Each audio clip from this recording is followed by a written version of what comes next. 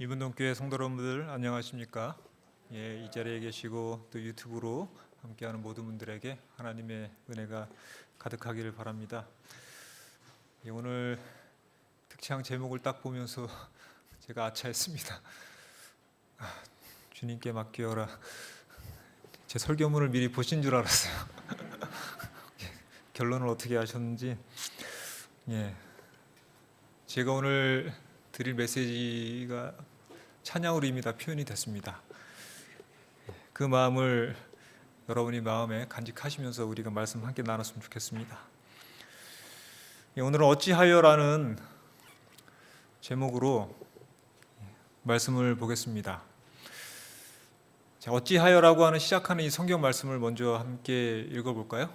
같이 읽어보겠습니다. 시작. 어찌하여 고난당하는 자에게 빛을 주셨으며 마음이 아픈 자에게 생명을 주셨는고. 고난당하는 자에게 빛을 주시고 마음 아픈 자에게 생명을 주셨다. 참 감동적인 말이죠. 얼핏 보면 이 말은 희망과 감사가 담겨 있는 듯합니다. 그런데 이 말을 한 상황을 볼 때, 사실은 이 말을 한 사람과 그의 상황을 볼 때는 사실 이 말은 절망과 괴로움을 표출하고 있는 것입니다. 그래서 성경을 볼 때는 이 앞뒤 맥락을 잘 파악하는 게 중요한데요. 이 구절의 맥락을 알고 나면 우리는 당혹감을 감출 수가 없습니다. 왜냐하면 이것은 하나님께 인정받은 의인 욥이 쏟아낸 말이기 때문입니다. 욥기 3장 20절에 있는 말씀이었는데요. 3장이 어떻게 시작하는지를 보시면 금세 욥이 이렇게 말한 뜻을 알 수 있으십니다. 1절을 먼저 보면요. 같은 장 1절에서 그 후에 욥이 입을 열어 자기의 생일을 저주하니라 라고 하면서 말을 시작했습니다. 그런 다음에 20절에서 어찌하여 고난당하는 자에게 빛을, 마음이 아픈 자에게 생명을 주시나, 그 이야기입니다. 무슨 뜻일까요? 자기는 태어나지 말았어야 한다는 것입니다. 생일을 저주하고 있습니다. 탄식합니다. 탄식입니까? 아니면 삶을 예찬합니까? 탄식이죠. 감사하고 있습니까? 아니요. 자기의 존재 자체를 지금 비관하고 있습니다. 욥기 3장에서 욥은 자기의 살아있음을 사실 세 가지로 크게 저주하고 있습니다. 지금 읽은 대로 내가 내 생애를 저주하면 내가 태어나지 말았으면 좋겠다고 그가 생각을 하고 있습니다. 두 번째는 11절에 보면 어찌하여 내가 태에서 죽어나오지 아니하였던가. 태어났어도 태어났을 때 죽어서 태어났으면 좋겠다라고 이야기를 합니다. 욥이 한 이야기입니다.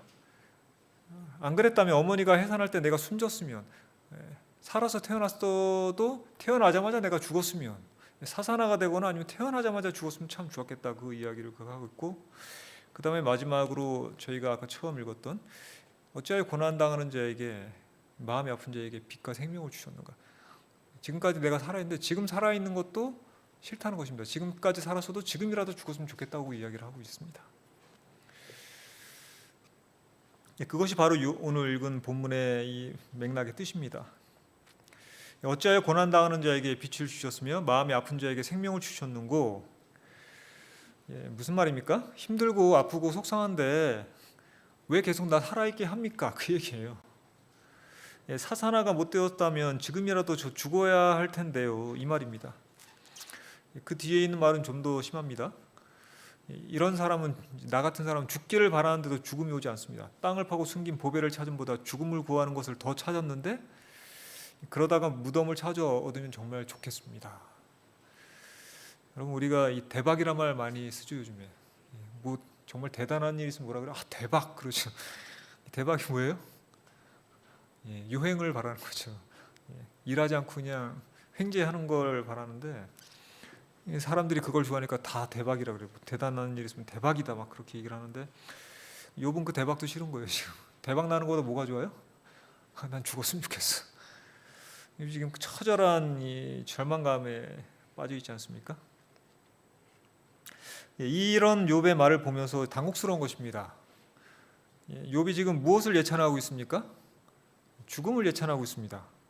그 삶이 아니라 하나님을 믿는 사람이 그래도 됩니까? 욥은 의연하게 시련을 이겨낸 의인 욥인데, 하나님이 인정한 의인 욥인데 이런 말을 했습니다. 정말 의인 맞습니까? 욥기 3장을 보다가 한동안 저는 궁금했습니다. 결국 3장에서 욥은 무너진 것 아닌가, 그런 생각을 하게 되었습니다. 지금 욥은 하나님께 매우 불경한 말을 하고 있는 것 아닌가, 생명을 주신 하나님께 내 생명을 좀 어떻게 왜 주셨습니까? 그렇게 이야기를 하고 있는데, 우리가 대부분 욥기 중에 1장과 2장의 스토리는 이제 많이 알고 있습니다. 잘 익숙합니다. 그런데 거기 보면 욥은 온전하고 정직하고 하나님을 경외하고 악에서 떠난 사람이라고 설명하고 있습니다. 그런 사람은 세상에 없다 그랬습니다. 거기다 복도 많이 받았죠. 아들이 7에 딸 3이었습니다. 재산도 많았습니다. 경건하고 다복하고 사람들에게 존경과 부러움을 받는 그런 사람이었는데,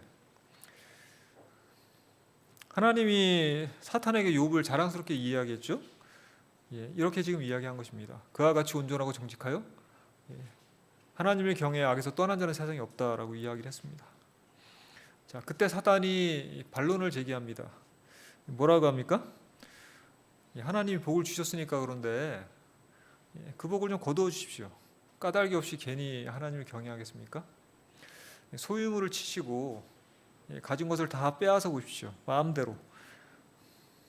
그러면 하나님을 욕할 겁니다. 했더니 하나님이 그렇게 해보라고 사탄에게 허락을 하셨습니다. 어떤 일이 일어났는지 여러분이 다 아시는 대로입니다. 하루아침에 모든 것을 잃었습니다. 자신의 재산을 다 잃었습니다. 그래도 욥은 하나님을 원망하지 않았습니다. 범죄하지 않고 하나님을 향하여 원망하지 않았습니다. 양이 7,000마리고 낙타가 3,000마리고 소가 500, 암나귀가 500마리였습니다. 가쁩니다. 자동차, 오토바이가 그 정도 있다고 생각해 보세요. 자동차가 한 100대만 있어도 어마어마한 가품 아니에요? 종들도 엄청 많았고요. 그런데 하루아침에 다 도둑맞고 다 약탈당하고 종이 다 죽었습니다. 그뿐이 아닙니다. 의족해 모여 사는 이 형제 자녀들이 함께 모여서 잔치를 벌이고 있는데 느닷없이 돌풍이 강하게 불어서 집을 때리고 집이 무너져서 아이들을 더 쫓습니다. 몰살당했습니다. 근데 욥이 뭐라고 얘기했습니까? 이 상황에서? 우리가 잘 아는 것처럼 주신 이도 여호와시요 거두신 이도 여호와시니 여호와 이름이 무엇을 받더라? 찬송을 받을지어다. 대단하죠.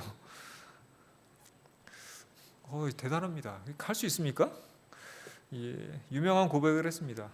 찬송을 받을 분이래요. 여러분 같으면 어떻게 하시겠습니까? 한 몇 년 전에 제 딸아이가 이제 초등학교를 막 다니기 시작했어요.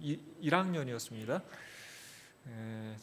그 사택에 작은 아파트가 있었는데 아파트를 지나서 이제 그 아파트 지나자마자 초등학교가 있는데 제가 어느 날 밖에 나가 있는데 전화가 왔어요. 제 아내한테 울먹이면서 갑자기 전화를 합니다. 제가 아내 전화 받을 때 울먹이면 갑자기 가슴이 철렁해요. 밤에 뭐 할 말 있으면 가슴이 철렁하고 전화하는데 울먹이면 철렁한데 뭔가 아주 안 좋은 일이 있는 것입니다. 그때 제 아내가 울면서 여보 하면서 아윤이가 갑자기 막 제 속이 확 타들어가는 것 같았어요. 이거 뭔가 분명히 무슨 일이 생겼는데 하면서 막 불길한 상상이 막 들었습니다. 왜 그래? 무슨 일이야? 그랬는데 아윤이가 넘어져서, 그래서 저는 큰 사고 난 줄 알았어요. 이빨이 깨졌어요. 속으로 좀 안도가 됐는데도 그래도 기분은 안 좋았어요. 아이가 이빨이 깨졌으니까 어떻게 됐는데 그랬더니 학교에 가다가 아파트가 오래된 아파트는 이제 보도블록이 이제 평평하지 않고 튀어나온 부분인데 거기에 뛰다가 걸려서 넘어져서 이빨에 하필이면 톡 부딪혀서 앞에가 살짝 깨졌습니다. 앞니가. 병원에 가서 이제 대충 붙였는데 크면 이제 그 신경이 살아나지 않으면 색깔이 변할 거라고 하니까 제 아내가 너무 속상해하는데 저도 좀 속상하긴 하더라고요. 근데 그러면서 다행이다 생각했는데 그 순간 정확한 이야기를 듣기 전에 울먹이면서 저희 아내가 말할 때 막 별 5만 가지 정말 불길한 생각이 막 들었는데 그러면서 삶의 의미가 갑자기 막 다 없어졌어요. 힘이 빠졌습니다. 잠깐이었지만 뭔가 이 싸하게 엄습하는 그 두려움, 그런 것이 느껴졌는데, 욥에 비하면 비할 것도 아니죠. 욥은 하루아침에 다 잃었습니다. 아이들도 잃었어요. 재산을 잃는 건 괜찮은데 아이를 잃으면 내가 정말 잘 견딜 수 있을까 한번 생각을 많이 해봤습니다. 근데 욥은 하나님을 향하여 원망하지 않았다고 했습니다. 이 말의 원문 뜻은 부당한 행동을 취하지 않았다는 뜻입니다. 원망했다는 건 부당한 행동을 취하지 않았다. 예. 그러니까 풀이하자면 도덕적인 저속한 행위로 하나님께 비난하지 않았다는 것입니다. 이게 무슨 말입니까? 여러분, 우리는 이 남에 대한 원망을 행동으로 드러낼 때가 있습니다. 부모님에게 부당하게 내가 야단을 맞았거나 얻어맞았다고 한번 생각을 해보세요. 분하고 억울해요. 그러면 어떻게 합니까? 부모님한테 대들면 또 맞으니까 부모님한테 대들지 못하고 누구한테 막 안갚음을 합니까? 옆에 있는 동생한테. 동생을 괜히 때려요. 막 발길질을 하고. 그걸 보면 부모님이 어떨까요? 속이 상하죠. 괜히 막 강아지 키우고 있는 개를 막 바로 찹니다. 그게 부모님에 대한 원망이에요. 부당한 행동으로.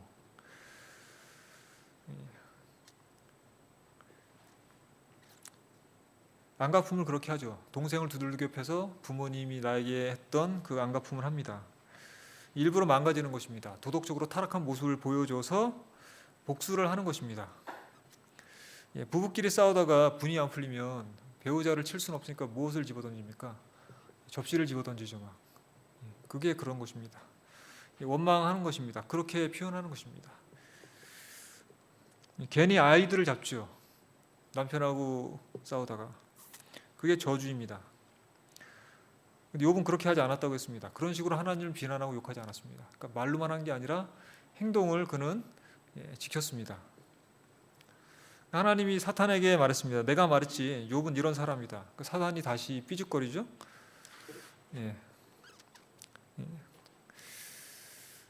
귀에 손을 펴서 그의 뼈와 살을 치소서. 그러면 틀림없이 주를 향하여 그는 욕할 것입니다. 재산하고 가족은 건드렸는데 그 자신을 한번 건드려 보십시오. 제가 아는 친척 중에 정말 다 좋은데 잘 때 조금만 건드리면 막 화를 내는 분이 있어요. 자는데 건드리기만 하면 무섭게 화를 내는 분이 있습니다. 사람이 저 멀리 뭐 아프간이나 미얀마에서 사람들이 막 학대당하고 죽임을 당하고 하는 것이 너무 놀랍지만 더 화나는 건 뭡니까? 지나가는 사람이 제 발을 밟고 가거나 저를 툭 치고 가는 게 더 화가 나죠. 신규 목사님 옛날에 그런 이야기 하신 것이 기억이 나는데 사탄이 그렇게 유혹합니다. 요구합니다. 몸을 건드려 보세요. 분명 하나님 욕할 것입니다. 하나님이 그러면 생명만 건드리지 말고 다 마음대로 해봐라. 머리끝부터 발끝까지 악창이 돋아납니다. 여기저기 막 부서름이 나고 진물이 흐르고 상처에 구더기가 막 득실거립니다. 그래서 욥이 제 가운데 앉아서 질그릇 조각을 가져다가 몸을 긁고 있었다고 했습니다. 여러분 지금 어디 있는 것입니까? 욥이 잿더미에서 몸을 긁고 있으면 이 욥이 지금 어디 있는 걸까요? 잿더미는 어디 있습니까? 타고 남은 게 잿더미죠. 쓰레기 소각장 같은 데 있는 거예요. 뭔가 뭘 다 태우고 남은 그런 데 지금 욥이 살고 있어요. 아무것도 없으니까. 사람들이 어떻게 할까요?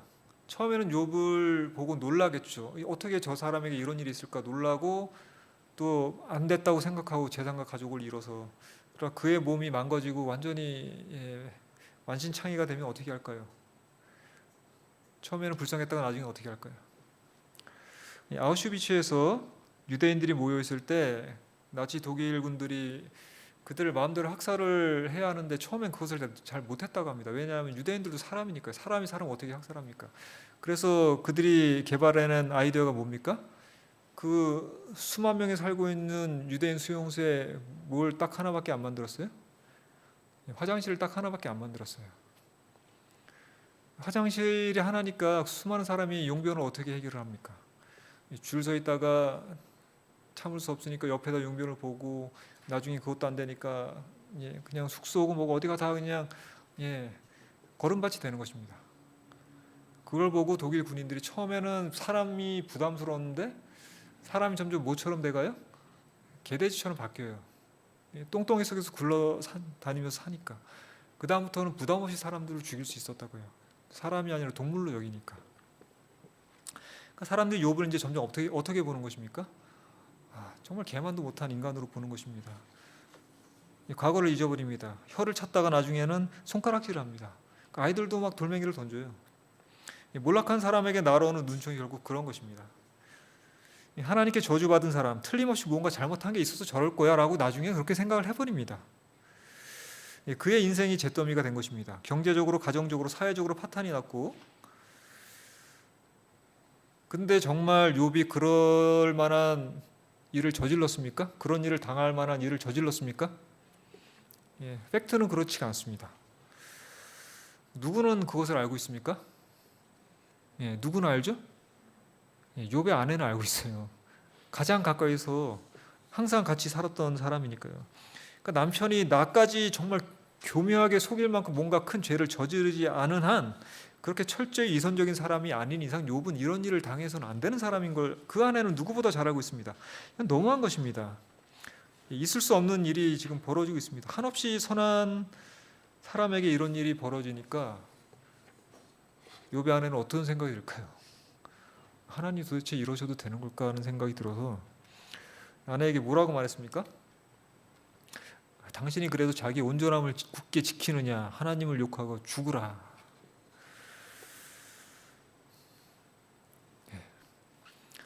이 말에서 중요한 어휘가 두 개인데 하나는 온전함이고 하나는 욕하다는 뜻입니다. 사탄의 유혹이 지금 뭐하게 만드는 거예요? 욥이? 하나님 욕하게 만들려고 하고 있습니다. 근데 앞에서 하나님 원망하지 않았다고 그랬죠. 하나님께서 사탄에게 욥은 어떤 사람이라고 했어요? 이 세상에 그처럼 의로운 사람이 없다고, 온전한 사람이라고 했습니다. 근데 보이지 않는 무대에서 벌어지는 이 이슈가 되는 중요한 사항들을 누가 지금 한꺼번에 이야기를 하고 있어요? 욥의 아내가 이야기하고 있습니다. 그래도 당신이 온전하게 살고자 합니까? 차라리 하나님을 욕하고 죽으십시오.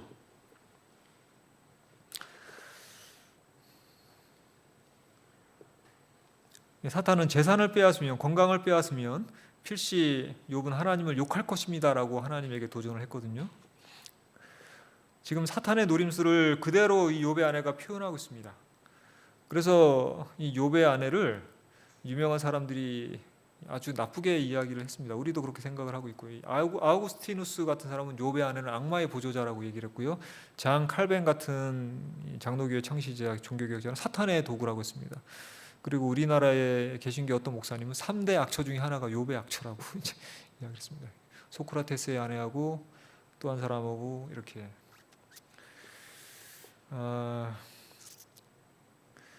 딱 한 번 등장해서 딱 한마디 던지고 나서 욥의 아내는 사탄의 종, 악처라는 오명을 썼습니다. 근데 아우구스티누스나 이 장칼뱅이나 이 또 3대 악처라고 했던 이 목사님의 특징이 있습니다. 공통된 특징. 뭐죠? 다? 뭐라고요? 이 세 사람의 특징이 뭡니까? 다 남자예요. 우리나라에 여류 신학자 한 분이 있는데 백석대에 다니는 분으로 제가 기억을 하고 있는데 그분은 이렇게 항변합니다.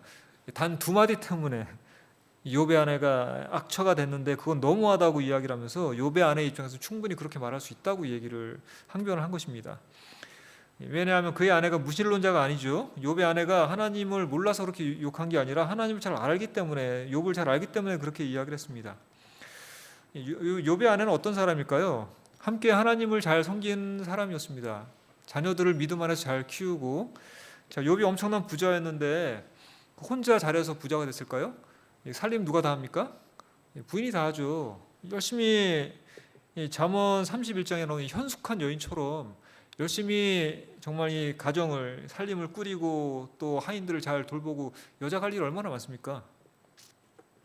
그렇게 해서 집안이 선 것 아닐까요? 정확히 알 수 없지만 그럴 수 있습니다. 충분히 그럴 것이라고 생각을 합니다. 그런데 이런 비극을 당했어요. 그럼 욥만 힘듭니까? 욥의 아내도 힘듭니까? 예, 그것은 욥의 아내에게도 비극이에요. 욥만 지금 비극을 당한 것이 아닙니다. 예, 그런데다 누구를 다 잃었어요? 예, 자기 살을 찢고 나온 이 아이들을 다 잃었습니다. 어머니와 아버지 둘 중 누가 더 아픔이 클까요? 실성하거나 쓰러지지 않았다고만 해도 정말 다행일 것입니다. 예, 남편이 또 아파요. 그럼 자기는 편할까요? 자기는 안 아프니까? 예, 힘들죠. 병수발도 해야 되고 마음도 아프고. 예, 욥의 아내는 이 무덤덤한 이 제3자가 아니라 일심동체이죠. 하나예요. 부부는 일심동체는 하나입니다. 같이 지금 시련을 당하고 욕을 당하고 있습니다. 그러니 욥의 아내는 어떻게 할 수 있어요? 하나님 어떻게 이런 일이 저에게 있습니까? 라고 이야기를 하는데 희망은 보이지 않아요. 이런 일을 당해야 할 사람이 정말 우리 같은 사람입니까? 하나님? 그렇게 이야기를 하고 싶은 것입니다. 하나님 말이 안 됩니다. 어이가 없습니다.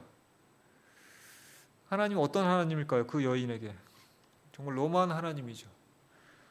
하나님이 정말 이런 분이라면 차라리 어떻게 하는 게 낫겠습니까? 라고 지금 욥에게 말하는 거예요. 제가 차라리 하나님 저주해서 하나님이 저주했다고 우리를 죽이신다고 하면 전 죽겠습니다. 차라리 지금 그 이야기를 욥의 아내가 하고 있고 욥에게 그렇게 하자고 지금 하는 것입니다. 그럼 이 여자를 그냥 악처라고만 할 수 있을까요? 이 악마의 보조자고 사탄의 도구라고만 할 수 있을까요? 예, 판단은 여러분이 해보십시오. 그렇다고 이 여자가 분명히 잘한 것은 아닙니다. 사탄의 이 핵심 이슈를 다 말하는 거 보니까 뭔가 이 베드로처럼 마치 예수님 앞에서 예수님 이 고난의 길 절대 가시면 안 됩니다 할 때 예수님이 사탄아 물러가라 했을 때처럼 뭔가 그 역할을 한 것은 맞겠죠. 근데 시험이 그렇게 다가옵니다. 예. 우린 다 그렇지 않습니까? 자, 우리가 큰 시험을 당할 때 언젠가 하면 나를 위해 주는 사람이 나를 위해서 화를 낼 때 우리는 시험을 당합니다. 내가 누구랑 좀 일하다가 회사에서 사이가 안 좋아요. 학교에서 사이가 안 좋아요. 선생님하고 뭐 안 좋은 일이 있었어요. 그러면은 집에 와서 또 친구가 뭐라 그래요? 나하고 싸운 상대방을 나쁜 자식 그렇게 얘기를 합니다. 제가 어릴 때 이제 학교를 다닐 때 양쪽 골목에 이제 문방구가 양쪽에 있었는데 하나는 신성문구사고 하나는 할렐루야 문구사라는 문구사가 있었는데 할렐루야 문구사는 개신교인이었어요. 열심히 막 통성기도하고 그러면서 젊은 사람들이 문방구를 했고 또 한 곳은 신성문구사인데 나이가 좀 많은 할아버지가 했습니다. 근데 나중에 할렐루야 문구사가 생겼는데 저는 신성문구사를 다녔습니다. 근데 아이들은 할렐루야 문구사를 더 많이 다녀요. 거기는 뭐 책도 많고 뭐 소년중앙 어깨동무 그런 만화책도 많이 팔고 다양하게 준비를 했습니다. 근데 이 어르신이 하는 데는 그렇게 다양하게 준비를 못하죠. 이 순발력이 떨어지니까. 불쌍해서 저는 이제 그쪽을 자주 다녔는데 어느 날 그 문구사를 갔는데 저보다 나이 많은 형들이 그 문구사에 둘이 있었어요. 그래서 형들이 뭐라고 하냐면 너는 저 할렐루야 문구사 안 다니고 여기만 다니지? 그래. 예, 그래. 그래, 넌 여기만 다녀. 저 사람들이 나쁜 사람들이야. 그렇게 얘기를 하더라고요. 그런 반응은 좋은 반응일까요? 나쁜 반응일까요? 좋지 않은 반응이죠. 잘하는 건 잘하는 거고 안 된 건 안 된 거고 그 사람들이 나쁜 건 아니죠. 우리 항상 그런 식으로 서로를 가릅니다. 그래서 우리와 의견이 다르거나 우리와 맞지 않은 사람에 대해서 내 편을 두둔하게 해서 그 상대를 아주 나쁜 사람이라고 이야기를 하는 유혹을 많이 받습니다. 그것은 서로 문제가 있는 두 당사자에게도 매우 유익하지 않은 것이죠. 욥의 아내가 그런 역할을 지금 하게 되는 것입니다. 그렇다가 그 여인이 아주 기질이 나쁘거나 바탕이 안 좋다고 할 수는 없습니다. 누구나 그런 일을 우리는 할 수 있습니다. 그때 욥이 어떻게 이야기하는가 하면 그대 한 마리 어리석은 여자의 말 같도다. 우리가 하나님께 복을 받았은지 화도 받지 않겠느냐 하고 욥이 입술로 범죄하지 않았다고 했습니다. 아내를 나무랐습니다. 아내를 돌이켰습니다. 그렇게 하지 마시오. 욥이 아내에 대해서 반감이 클까요? 공감이 클까요? 욥이 아내에 대해서 공감할까요? 반감을 가질까요? 저는 공감 많이 할 거라고 생각해요. 왜냐하면 욥은 안 힘들까요? 욥 힘들었을 것입니다. 그런데 지금 어떻게 하고 있는 거예요? 입술로 범죄하지 않았다고 했습니다. 이 말에 눈길이 갑니다. 마음은 어떻게 했을까요? 입술로는 범죄하지 않았는데 마음으로는. 한없이 힘들기는 요셉도 마찬가지 아닙니까? 무언가에 터뜨리고 싶은 울분이 지금 목구멍까지 차오르는데 뭐 하고 있는 것 같아요? 단지 그 원망의 방향이 하나님을 향하지 않고 있는 것입니다. 견디기 쉽진 않습니다.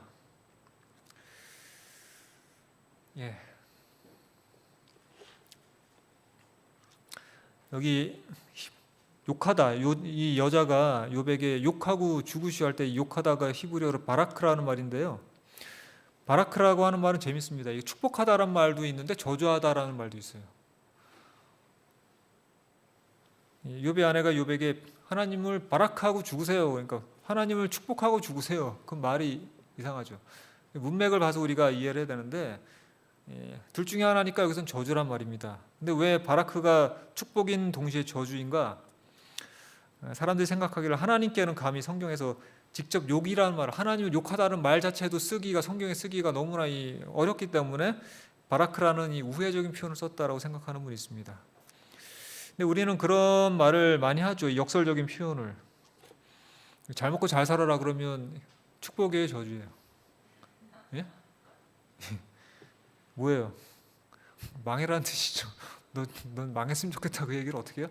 돌려서 말합니다. 또 잘났다 그러면 무슨 뜻입니까? 예? 사실은 못났다는 얘기예요. 잘 먹고 잘 살아라는 뜻은 너는 아주 이기적인 인간이다 그런 뜻이고, 잘났다는 너는 아주 교만하고 독선적인 사람이다 그런 뜻이 거기 담겨 있는 것입니다. 하나님께 하나님 복 받으세요 하고 죽으란 얘기예요. 뭐예요? 하나님 하면 우리가 흔히 복을 주는 분으로 생각하는데 하나님 나에게 복을 주지 않고 이 복을 다 뺏어갔어요. 그 복은 하나님이라 가지십시오 하고 죽으란 얘기입니다.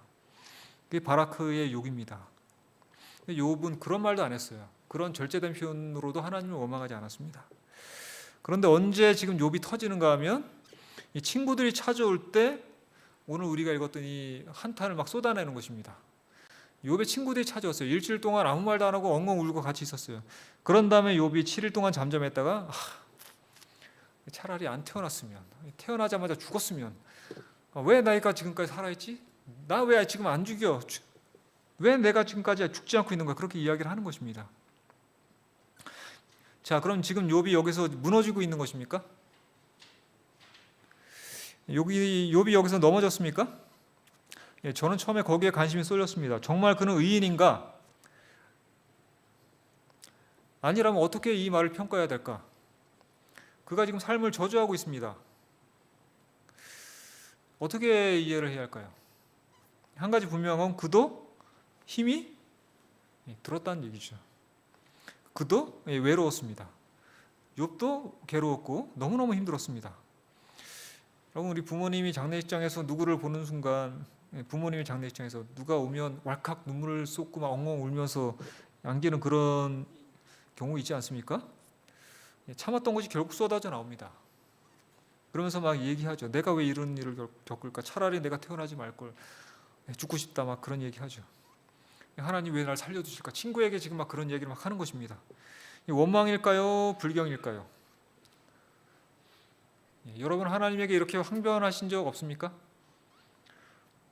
속으로 그런 마음 든 적 없습니까? 하나님 정말 이럴 수가 있습니까? 욥이 살아야 할 의미를 어디서 찾을 수 있습니까 지금? 우리는 훨씬 더 가벼운 일에서도 외로움과 서러움과 이 삶의 의미를 잃어버리는 적이 많은데, 야곱과 엘리야, 예레미야도 다 그런 경우를 사실했습니다. 죽고 싶어 했습니다. 엘리야 다 아시는 것처럼 저를 지금 생명을 거둬주십시오라고 얘기했죠. 예레미야도 그렇게 이야기했습니다. 내가 모태에서 내가 죽었으면 좋겠다. 예레미야도 그런 이야기를 했습니다. 야곱은 특히 뭐라고 얘기했는가 하면, 자기 아들 요셉이 죽었다고 형들이 거짓말을 했죠. 이스마엘 상인들에게 팔아버린 다음에. 그때 야곱이 뭐라고 했습니까? 요셉의 찢어진 옷과 거의 피 묻은 그 옷을 보고 나서 뭐라고 이야기를 했는가 하면, 자녀들이 위로하는데도 말을 안 듣고 내가 슬퍼하며 수올로 내려가서, 무덤으로 내려가서 아들에게 내가 가겠다 하면서 울었습니다. 그럼 야곱이 진짜 죽고 싶어서 죽으려고 그렇게 한 것입니까? 물론 그렇게 그런 마음이 있었겠죠. 그러나 더 중요한 것은 여기서 야곱이 표현하고 싶은 것은 무엇입니까? 아들을 잃은 슬픔이 그렇게 크다는 것입니다. 성경에 이런 말을 표현하고 있습니까? 자녀를 잃은 아픔은 이렇게 크다고 이야기를 하는 것입니다. 겪지 않은 사람은 알 수 없다는 것입니다.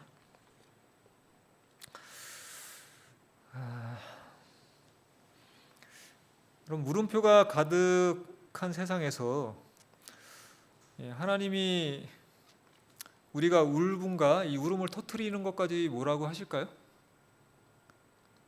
욥기 1장 2절은 산문입니다.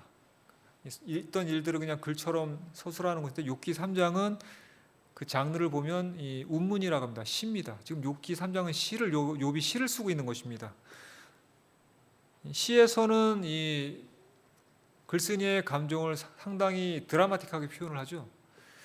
그러니까 욥이 지금 그런 시적 표현으로 자기의 아픔을 쏟아내고 있는 것입니다. 근데 그 아픔과 무게를 무겁게 여기는 것 자체를 하나님이 뭐라고 탓하지는 않습니다. 여러분, 아플 때 아프다고 하는 것이 건강합니까? 아니면 아픈데 안 아프다고 하는 것이 건강합니까? 아프다고 하는 것이 건강합니다. 슬픈데도 안 슬프다고 하는 게 씩씩한 것일까요? 그건 바람직하지 않은 것입니다. 아프면 아프다고 울어야 되고, 슬프면 슬프다고 괴로워해야 하고, 왈칵 눈물을 쏟고 가슴이 터지고 엉엉 울고, 그럴 때 우리가 더 진실과 이 믿음의 차원으로 들어가게 되는 것입니다.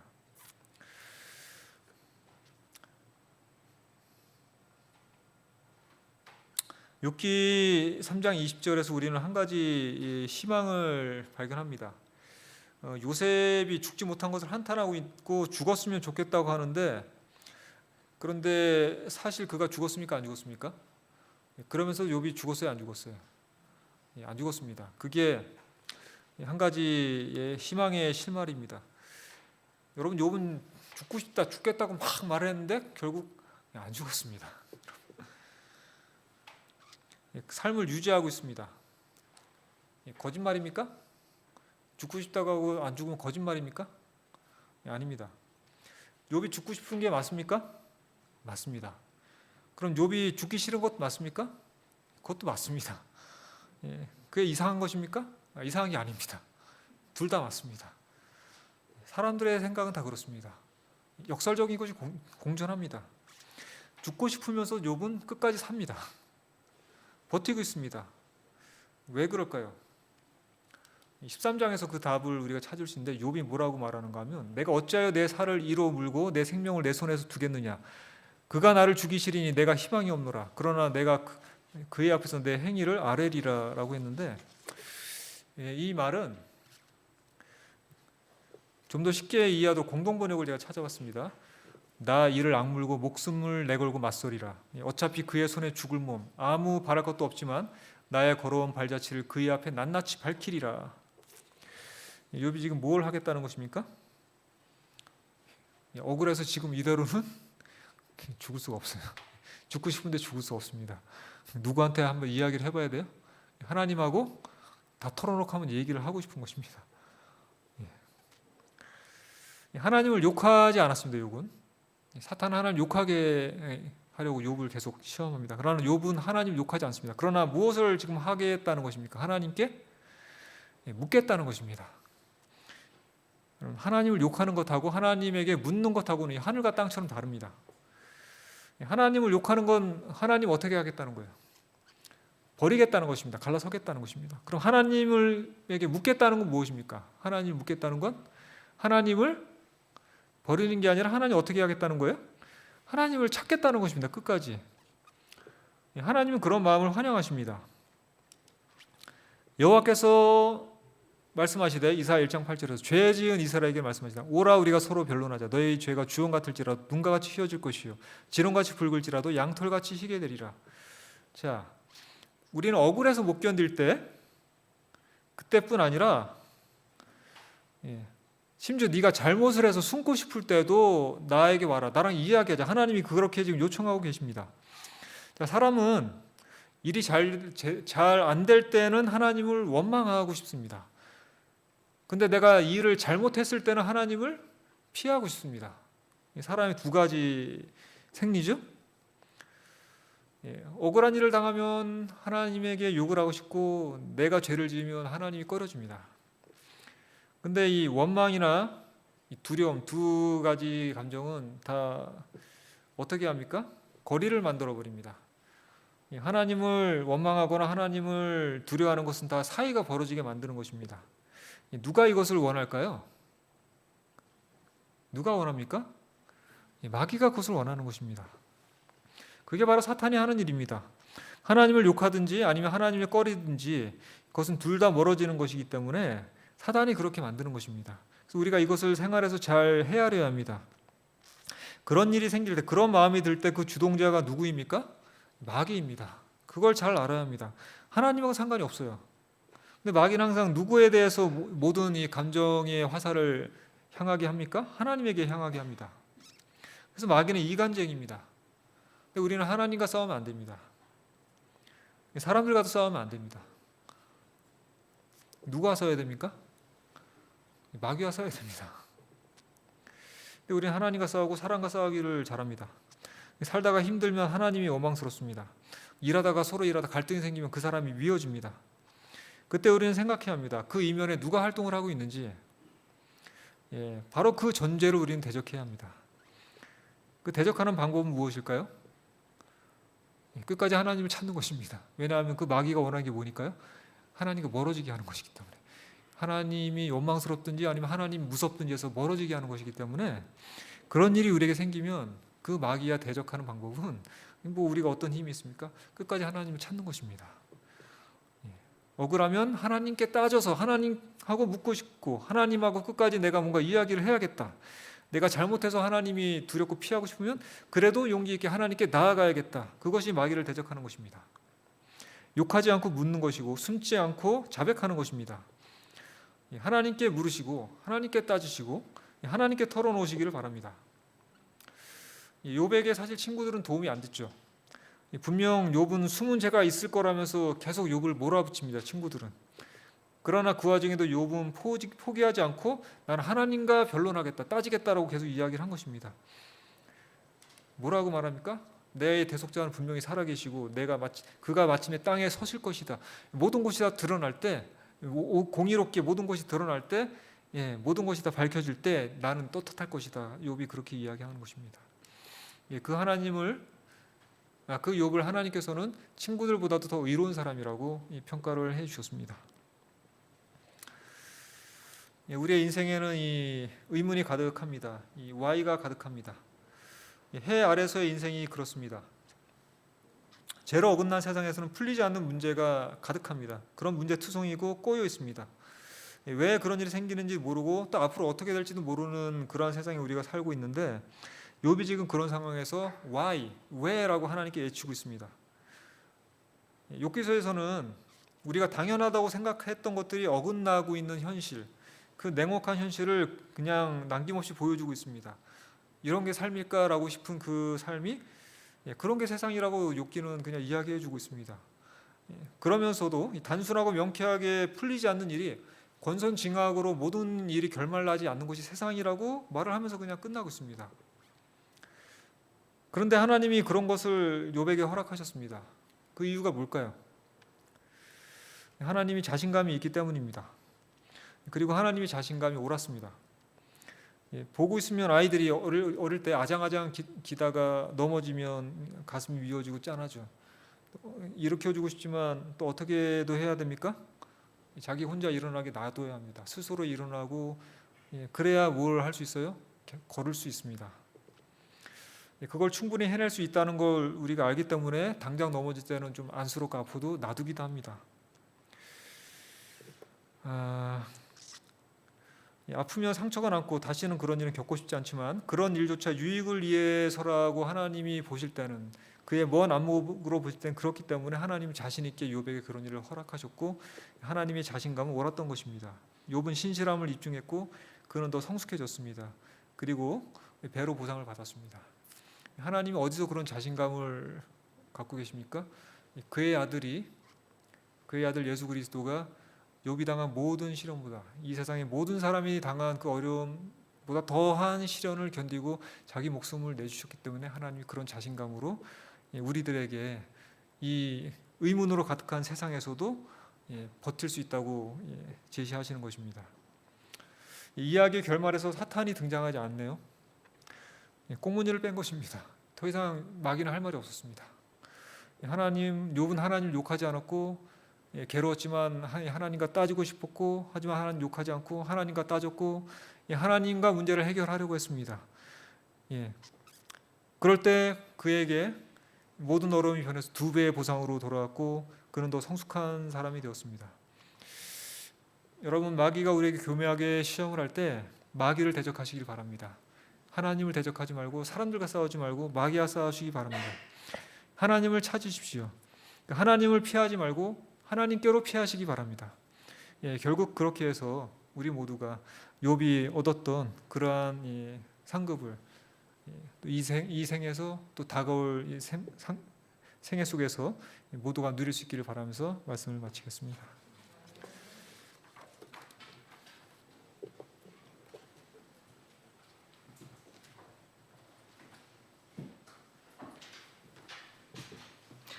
이 시간에는 3분간 개인 기도 시간을 갖겠습니다. 오늘의 말씀을 생각하시면서 피아노가 마칠 때까지 기도하시겠습니다.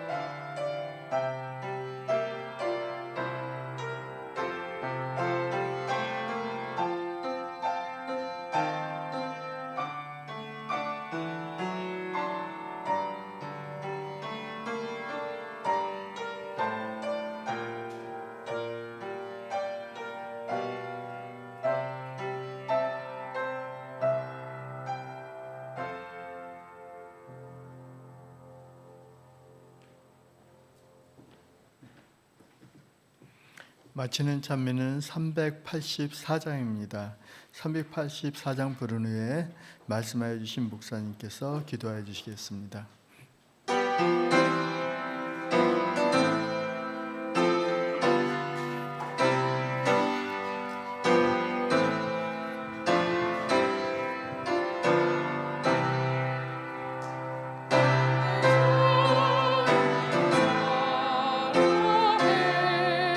주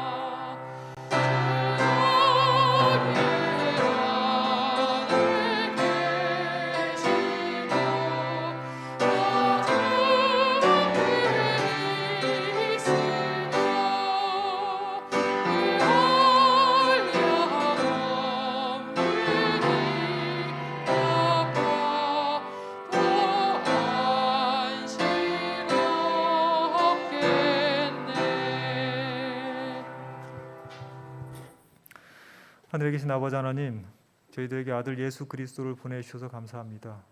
우리와 멀어졌던 하나님과 우리의 사이를 다시 화목하게 해주신 예수 그리스도를 힘입어서 우리가 다시 아버지께 가까이 나아갈 수 있게 용기를 얻게 해주시옵소서. 우리는 죄악 속에서 선하게 익숙하기 때문에, 선하게 눈이 트였기 때문에 죄악 모습을 보면서 하나님의 모습을 잃어버리기가 쉬운 것 같습니다. 주님, 우리가 다 이해하지 못하는 여러 가지 모든 상황 속에서 하나님의 보이지 않는 그 깊으신 뜻과 사랑을 늘 찾기 위해서 애쓰는 자가 되게 해 주시옵소서. 하나님과 싸우고 싶을 때, 또 사람들과 싸우고 싶을 때, 우리가 하나님과 씨름을 할지언정, 또 사람들과 씨름을 할지언정 싸우지는 않게 해 주시옵소서. 우리는 마귀와 싸우게 해 주십시오. 하나님을 찾고 하나님의 뜻을 찾아서 하나님 안에서 결국 승리하는 욥의 생애가 우리의 생애가 되게 해 주시기를 바라며 예수님 이름으로 기도합니다.